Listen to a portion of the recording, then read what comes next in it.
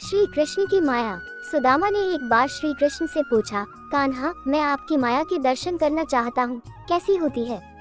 श्री कृष्ण ने टालना चाहा, लेकिन सुदामा की जिद पर श्री कृष्ण ने कहा, अच्छा, कभी वक्त आएगा तो बताऊंगा। एक दिन कृष्ण ने कहा, सुदामा, आओ, गोमती में स्नान करने चलें।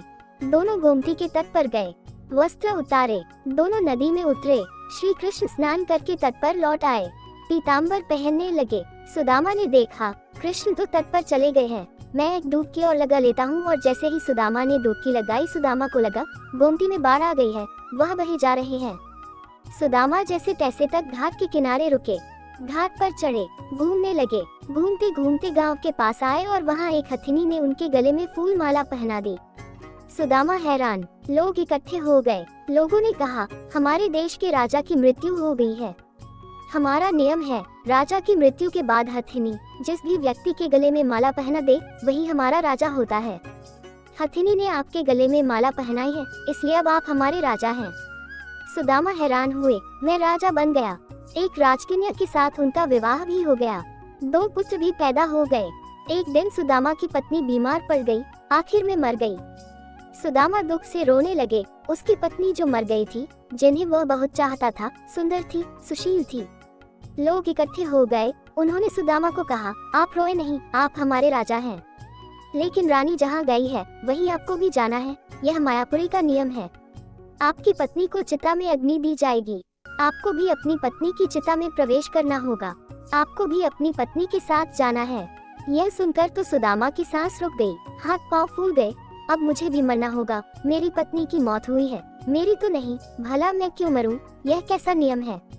सुदामा अपनी पत्नी की मृत्यु को भूल गए, उसका रोना भी बंद हो गया। अब वह स्वयं की चिंता में डूब गए। कहा, भाई, मैं तो मायापुरी का वासी नहीं हूँ, मुझ पर आपकी नगरी का कानून लागू नहीं होता, मुझे क्यों जलना होगा? लोग नहीं माने। कहा, अपनी पत्नी के साथ आपको भी चिता में जलना होगा, मरना होगा, यह यहाँ का नियम है। आखिर सुदामा ने कहा, अच्छा भाई, चिता में जलने से पहले मुझे स्नान तो कर लेने दो। पहले तो लोग माने नहीं, फिर बात मान उन्होंने हथियारबंद लोगों की ड्यूटी लगा दी। सुदामा को स्नान करने दो, देखना कहीं भाग न जाए।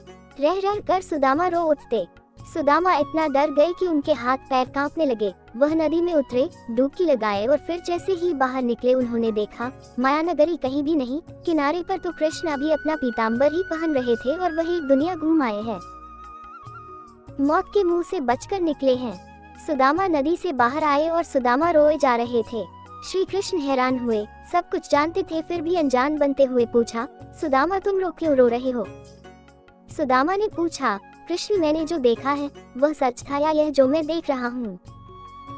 श्री कृष्ण मुस्कुराए और कहा, जो देखा भोगा वह सच नहीं था, भ्रम था, स्वप्न था, माया थी मेरी, और जो तुम अब मुझे देख रहे हो यही सच है। मैं ही सच हूँ, मेरे से भिन्न जो भी है वह मेरी माया ही है, और जो मुझे ही सर्वत्र देखता है, महसूस करता है, उसे मेरी माया स्पर्श नहीं करती। माया स्वयं का विस्मरण है, माया अज्ञान है, माया परमात्मा से भिन्न, माया नर्तकी है, नाचती है, नचाती है। जो प्रभु श्री कृष्ण से जुड़ा है वह नाचता नहीं, भ्रमित नहीं होता, माया से निर्लेप रहता है, वह जान जाता है। सुदामा भी जान गए थे, जो जान गया वह श्री कृष्ण से अलग कैसे रह सकता है। जय जय श्री राम, हर हर महादेव। दोस्तों, हमारी कहानी अच्छी लगी हो तो चैनल को सब्सक्राइब करके बेल आइकॉन जरूर दबाएं। धन्यवाद।